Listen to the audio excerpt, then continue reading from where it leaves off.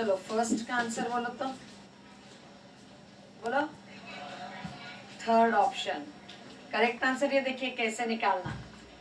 यहाँ आपको बोलो सभी नंबर्स एक ही है क्या? अरे बोलो सभी नंबर्स एक ही है क्या? सबकी वैल्यू एक ही है क्या? नहीं, सब अलग अलग है। जब ऐसे होते हैं तो रिलेटिव एरर निकालना। बोलो फर्स्ट मेजरमेंट जो है वो उसका उसमें एरर कितने का है? 0.001। तो रिलेटिव एरर हो जाएगा। अगर मैंने उससे x कहा तो dx/x, राइट? तो यहाँ रिलेटिव एरर इसमें हो जाएगा 0.001 डिवाइडेड बाय 0.005, यानी एरर हो गया 1/5 का। ये समझे क्या? सेकंड मेजरमेंट में बोलो लिस्ट काउंट कितना है? 0.01, तो एरर उतने का हो जाएगा।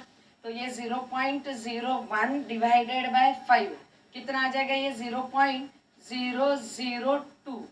ये समझे क्या? ये तीसरे में एरर लिस्ट काउंट कितना है?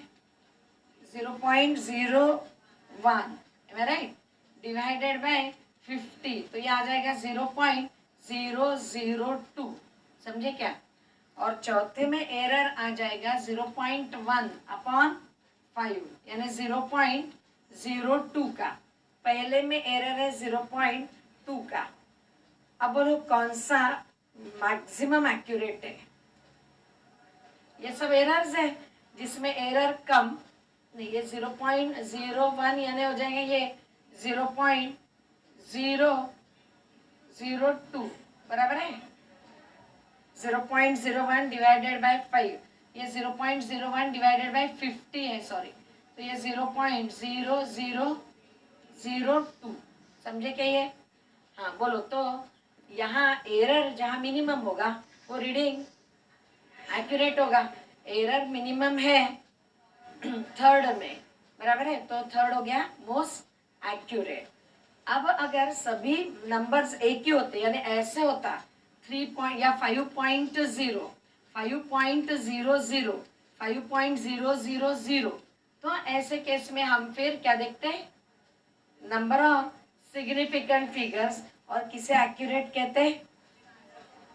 सबसे ज्यादा एक्यूरेट कौन होता? थर्ड एक्यूरेट होता है। जिसमें सबसे ज्यादा सिग्निफिकेंट फिगर्स होते हैं वो सबसे ज्यादा एक्यूरेट होता। समझे? चलो सेकंड का आंसर बोलो। Velocity, acceleration and force are taken as fundamental quantities. तो डायमेंशंस ऑफ यंग्स मॉड्यूलस, तो I write Young's modulus is proportional to velocity raise to power x, acceleration raise to y and force raise to z। चलो Young's modulus का unit बोलो। Newton per metre square. Newton होता है kg metre पर second square, this into metre square. तो ये एक 1 metre cancel हो गया, तो इसके डायमेंशंस आ गए m1 l-1 t-2। तो यंग्स मॉड्यूलस के m1 l1 t-2, this is proportional to, I write, v raise to x। Velocity का यूनिट बोलो। हाँ, मीटर पर सेकेंड, तो उसके dimensions l1 t-1, this raise to power x। Then acceleration metre पर second square, l1 t-2 raise to power y। और तीसरा है फोर्स। फोर्स के dimensions m1 l1 t-2, this raise to power z। Okay, third term जरा ध्यान देना पड़ेगा, कम जगह में लिखा है मैंने। तो अब दोनों साइड m के पावर्स इक्वेट करेंगे। तो यहाँ m का पावर है 1, बोलो उधर m का पावर, हाँ m का पावर z है, तो z इक्वल टू 1 हो गया। फिर l का पावर हो गया ये, क्यों? हाँ -1 है, सॉरी, l का power -1 is okay, this is equal to, ये हो जाएगा x, बोलो, प्लस y प्लस z। अब z ऑलरेडी 1 है, तो z1 सब्स्टिट्यूट करती हूँ तो यहाँ, तो -1 is equal to x plus y plus 1, यानी x प्लस वाई कितना आ गया? -2 आ गया। Is okay. देन यहाँ थर्ड इससे लिखती हूँ तो t का पावर बोलो -2 है, बोलो राइट साइड में क्या है, t का पावर -x -2y -2z, ठीक है। अब x प्लस वाई, अच्छा z की वैल्यू अब हमें मालूम है, तो -2 is equal to -x -2y, और ये -2 ये इधर ले आती हूँ तो 0 हो जाएगा, means -x -2y is equal to 0, और x plus y is equal to -2। क्या करूँ, ऐड करेंगे, ऐड किया तो ये 0 हो जाएगा, -2y प्लस वाई यानी -y इज इक्वल टू -2, यानी y इज इक्वल टू 2, और y अगर 2 है तो x बोलो, x इज इक्वल टू -4 हो जाएगा, समझे क्या। तो अब बोलो क्या लिखेंगे, x किसका पावर है, v raise to power x, यानी v raise to power -4, v raise to power -4, acceleration raise to power 2, y है तो y की value 2 is okay, and force raise to power z, तो z की value 1, तो f का power 1, a का power 2 और v का पावर -4, समझे। Is this clear.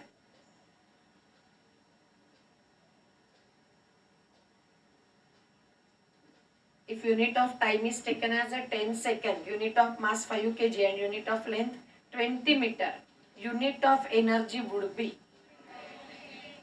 अच्छा, चलिए देखते हैं, फर्स्ट है सेकंड है। ऐसे केस में क्या करेंगे हम, न्यू यूनिट ऑफ एनर्जी पूछा है हमें, है ना, तो पहले मैं एनर्जी के डायमेंशंस जो गिवन क्वांटिटीज है उसके टर्म में लिखती हूँ। ऑलरेडी हमें एनर्जी मास, लेंथ और टाइम के टर्म में मालूम है। What are the dimensions of energy, बोलो। एनर्जी यानी न्यूटन मीटर होता है, बराबर है, तो न्यूटन हो गया केजी मीटर पर सेकेंड स्क्वायर इनटू मीटर, समझे आप। हाँ, अब ये बोलो डायमेंशंस क्या है एनर्जी के, m1 l2 t, समझ में है। तो अब new unit of energy upon old unit, that is equal to m new upon m old, समझे क्या, ये rest to power 1, then length new upon length old rest to power 2, and time new upon time old rest to power -2, ऐसे लिखेंगे। तो यहाँ से हमें new unit of energy मिलेगा, समझ में। अच्छा बोलो, मास का न्यू यूनिट क्या है, 5 kg, और ओल्ड यूनिट 1 kg, तो ये हो गया 5/1 रेस्ट टू पावर 1। लेंथ का न्यू यूनिट है 20 मीटर, ओल्ड यूनिट है 1 मीटर, तो 20/1 रेस्ट टू पावर 2, ठीक है। और टाइम का न्यू यूनिट है 10 सेकेंड, ओल्ड यूनिट है 1 सेकेंड रेस्ट टू पावर -2। तो अब ये 5, ये हो गया 5, 20 का स्क्वायर 400, और ये 10 टू द पावर -2 यानी 1/10 टू द पावर 2 यानी 1/100, तो ये हो जाएगा 4, ये आ गया 20। आप समझिए, new unit upon old unit is 20, means new unit is 20 times old unit, और ओल्ड यूनिट क्या है, जूल, तो न्यू यूनिट क्या हो गया 22। ऐसे सॉल्व करना है, समझा आप ये।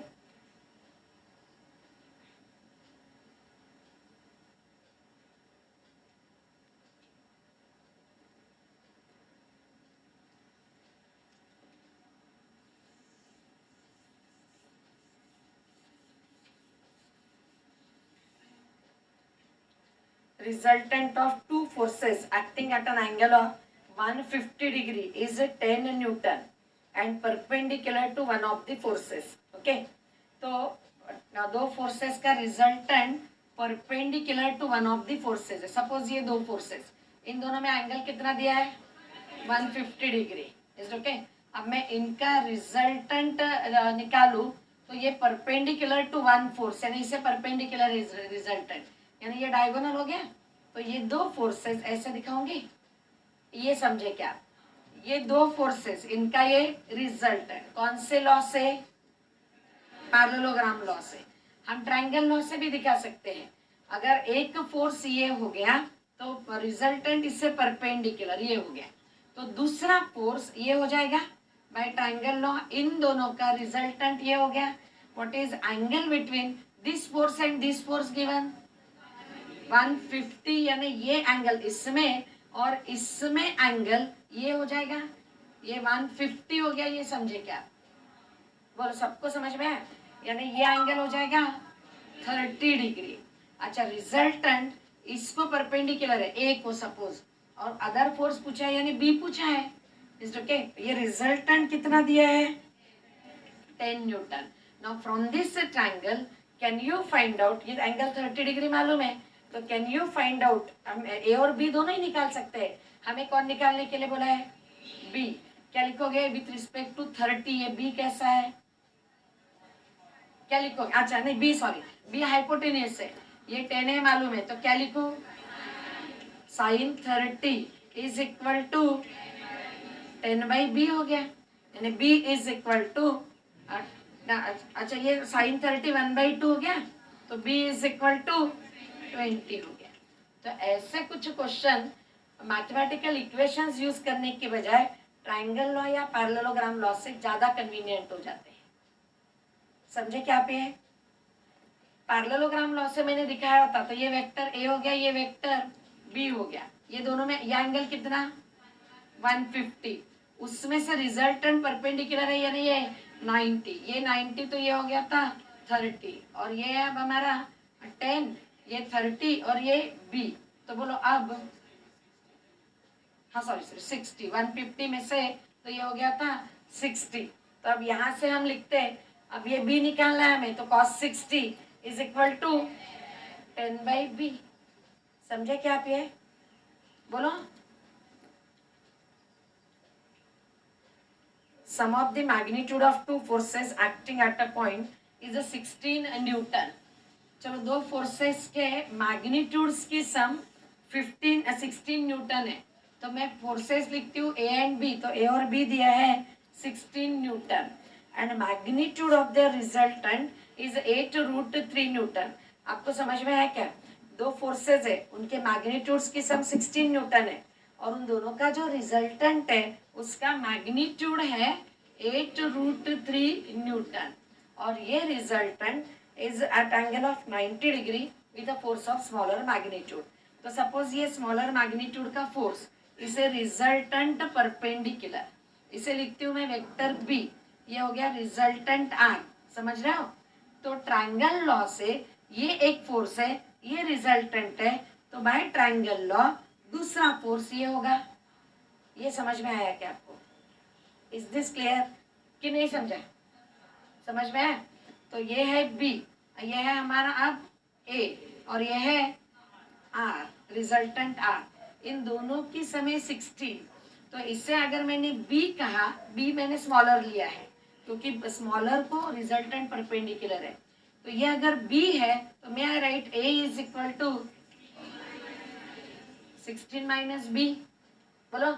अब by Pythagoras theorem this square plus this square is equal to this square हो जाएगा, यानी R square plus B square is it equal to 16 minus B whole square. बोलो. अब आर कितना है 8√3, तो इसका स्क्वायर हो गया 64 इंटू 3. बोलो कितना 192 प्लस बी स्क्वायर. समझे क्या? दिस इज इक्वल टू, इसका स्क्वायर करती हूँ 256 minus 32b plus B square. Is this clear? चलो, तो ये बी स्क्वायर करती हूँ कैंसिल, 32b को इधर ले आती हूँ, 32b is equal to 256 minus 192. बोलो कितना आया? 32b is equal to 64. बराबर है? तो 32b इक्वल टू 64, तो b कितना हुआ 2 न्यूटन. अब b यानी स्मॉलर फोर्स है, तो स्मॉलर फोर्स हो गया 2 न्यूटन, तो a कितना हो जाएगा 14 Newton. Okay.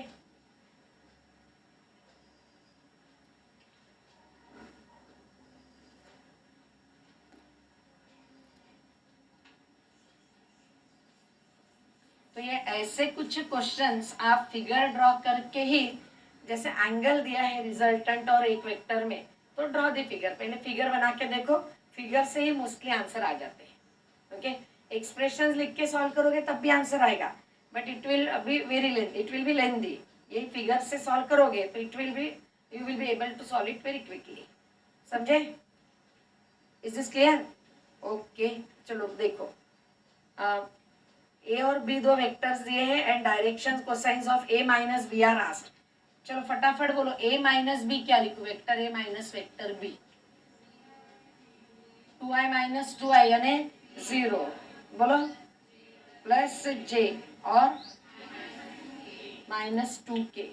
Direction cosine cos alpha cos beta cos gamma, कैसे लिखते हो? Direction cosine cos alpha is equal to X upon A, cos beta A Y upon A, और cos gamma A Z upon ए।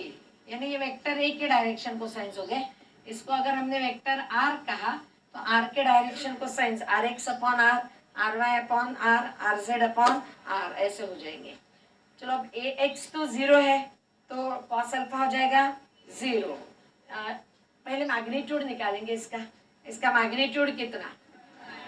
इसको vector are कहती हूँ मैं, इसका magnitude are x square यानी 0 प्लस 1 प्लस 4, तो ये हो गया √5।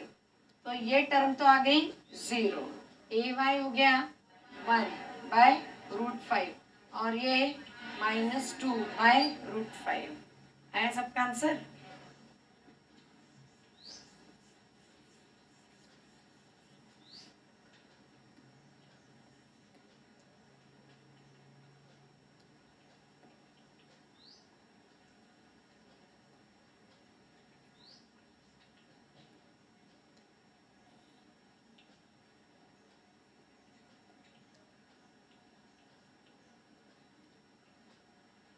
चलिए ये निकालो नेक्स्ट। बोलो यहाँ एफ और फाइव निकालना है, इक्विलिब्रियम में है। जब बॉडी इक्विलिब्रियम में, इसका मतलब sum of the all the forces is 0, यानी हॉरिजॉन्टल फोर्सेस की सम 0 और वर्टिकल फोर्सेस की सम भी 0। तो अब मैं इसके कंपोनेंट्स लेती हूँ, तो इसका कंपोनेंट अलोंग दिस डायरेक्शन क्या जाएगा? F cos five. इसका कंपोनेंट इस डायरेक्शन में एफ साइन फाइव। वैसे 2 का कंपोनेंट इस डायरेक्शन में 2 साइन 60, और साइन 60 है √3/2 यानी हो जाएगा √3, और 2 का कंपोनेंट इस डायरेक्शन में 2 cos 60 यानी 2 × 1/2 दैट इज 1। अब हॉरिजॉन्टल और वर्टिकल डायरेक्शन वाले फोर्सेस देखते हैं। वर्टिकल डायरेक्शन में इधर है √3 प्लस एफ कॉस फाइव और इधर है √3, तो बोलो ये upward force will it be equal to downward force और नॉट? तो ये हो जाएगा f cos five plus √3 is equal to √3, यानी बोलो एफ कॉस फाइव कितना? 0। अब एफ कॉस फाइव 0 है, बट एफ तो 0 नहीं है, इसका मतलब कॉस फाइव 0 होगा। तो कॉस फाइव अगर 0 है तो what value 5 would have? 90 degree. ठीक है, वैसे ही बोलो f sine five that is equal to, क्या लिखूं यहाँ से? हाँ, हॉरिजॉन्टल फोर्स इस डायरेक्शन वाला और इस डायरेक्शन वाला दोनों इक्वल रहेंगे, राइट? तो ये हो गया एफ साइन फाइव और ये 1, तो f sine five is equal to, नहीं 1 और ऑलरेडी एक 1 था ही ना, ये इसका एक कंपोनेंट जो आया वो 1 और ये 1 यानी 2 हो गया। तो f sine five is equal to 2, उसमें से फाइव कितना है? 90, तो f into sine 90 is equal to 2, sine 90 1, तो एफ इज इक्वल टू 2 हो गया। समझे?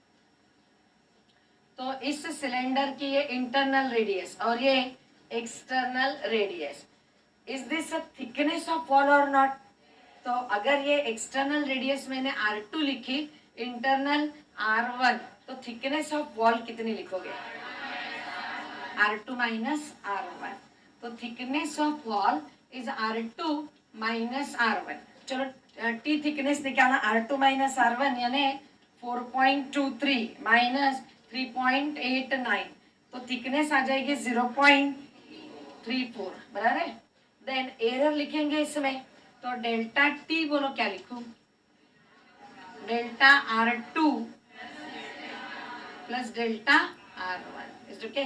ये है 0.01, ये भी है 0.01, तो ये हो जाएगा 0.02. तो बोलो thickness which is the correct answer? First option is okay.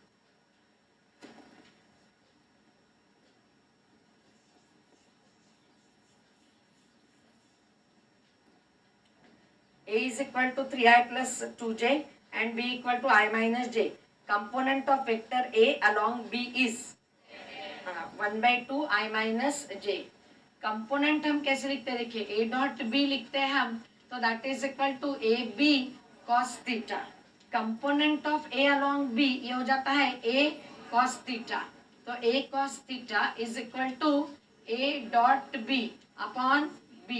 ये मैग्नीट्यूड ऑफ कंपोनेंट हो गया. और फिर वेक्टर फॉर्म में वो कंपोनेंट लिखना होगा तो मल्टीप्लाइड बाय यूनिट वेक्टर करते हैं.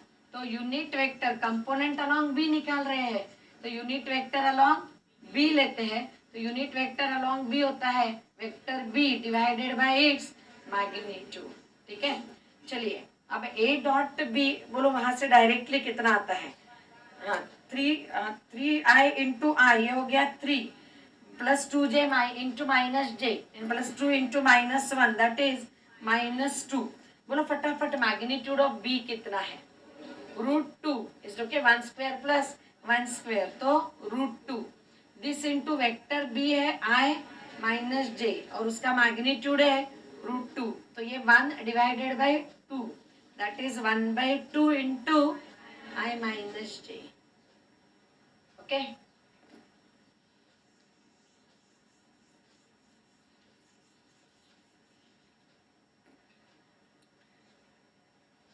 Find the cubical thickness of cubical object using defective vernier caliper. Main scale has a millimeter mark. अच्छा, मेन स्केल में मिलीमीटर मार्क है, यानी 1 मेन स्केल डिवीजन की value, 1 main scale division that is equal to 1 millimetre है, ऐसा उसका मतलब है. समझे क्या? अब ये बोलो 10 divisions of vernier scale coincide with 9 divisions of main scale. जब वर्नियर स्केल में और मेन स्केल में डिफरेंस होता है 1 का, तो लीस्ट काउंट कैसे लिखते हो? MSD divided by n, number of divisions on vernier scale. तो MSD की वैल्यू है 1 millimetre divided by 10 that is 0.1 millimetre. ये हो गया लीस्ट काउंट. ठीक है. तो यहाँ पहले कोई ऑब्जेक्ट रखा हुआ नहीं है. ओके. तो ऑब्जेक्ट रखने से पहले अगर डिफेक्टिव नहीं होता तो रीडिंग कितना दिखा था? 0. यानी मेन स्केल का 0 और वर्नियर स्केल का 0 दोनों कोइंसाइड होते. यहाँ दोनों कोइंसाइड नहीं हो रहे. मेन स्केल का 0 वर्नियर स्केल के राइट में है, तो एरर पॉजिटिव है. अच्छा, पॉजिटिव एरर कैसे निकालते हैं हम? कोइंसाइडिंग डिवीजन देखेंगे इनटू लीस्ट काउंट. अब एग्जैक्ट कोइंसाइडिंग कौन सा? थोड़ा वहाँ डायलेमा दिख रहा है. कौन सा एग्जैक्टली कोइंसाइडिंग दिख रहा है? 1, 2 एंड 3 थर्ड. तो एरर हो गया, एरर 3 डिवीजन इनटू 0.1 यानी 0.3 mm का एरर हो गया. ये समझे? और ये पॉजिटिव एरर है. अब बाद में रखा ऑब्जेक्ट. ऑब्जेक्ट रखने के बाद हम मेन स्केल रीडिंग लेंगे. मेन स्केल रीडिंग वो होता है जहां वर्नियर स्केल का 0 दिखाई दे. कहाँ दिख रहा है वर्नियर स्केल का 0? बोलो. वर्नियर स्केल का 0 13th और 13th के बाद और 14th के पहले. तो रीडिंग क्या लेंगे? 13 लेंगे. मेन स्केल रीडिंग हो गया 13 millimetre, is okay. Vernier scale reading वो होता है जहाँ डिवीजन कोइंसाइडिंग लगती है। अब इसमें थोड़ा प्रॉब्लम है शायद, कौन सी डिवीजन एग्जैक्टली कोइंसाइडिंग लग रही है? फर्स्ट नहीं है, सेकंड नहीं है, थर्ड नहीं, फोर्थ नहीं, फिफ्थ नहीं, सिक्स्थ से ज्यादा कोइंसाइडिंग, और अच्छा सिक्स्थ और सेवंथ दोनों ही लग रहे हैं, है ना? बराबर है। तो कौन सी सिक्स्थ कोइंसाइड लग रही है? तो कोइंसाइडिंग डिवीजन सिक्स्थ ले लो, बोलो। सेवंथ भी लग रही है ना? हाँ, अच्छा ठीक है, 6 और 7 दोनों से निकाल लेंगे। तो 6 इंटू ये हो जाएगा 0.1, तो ये हो जाएगा 0.6 मिलीमीटर। तो उस केस में टोटल रीडिंग आएगा 13.6। तो करेक्टेड रीडिंग लिखेंगे 13.6 माइनस 0.3, बराबर है। तो करेक्ट रीडिंग हो गया 13.6 माइनस 0.3, तो ये आ जाएगा 13.3।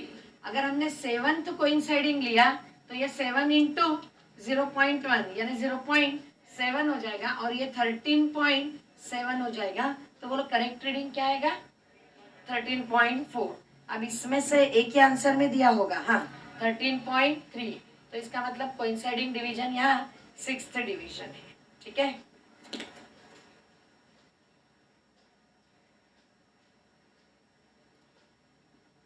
चलिए बताइए, train accelerates uniformly from rest and attains a maximum speed of 40 metre per second in 20 second. ये तो इनिशियल स्पीड कितनी है ट्रेन की? 0। Final speed 40। 40 is equal to v is equal to u plus 80 से लिखती हूँ, तो u प्लस a निकाल सकते हैं। बोला एक्सिलरेशन कितना आएगा?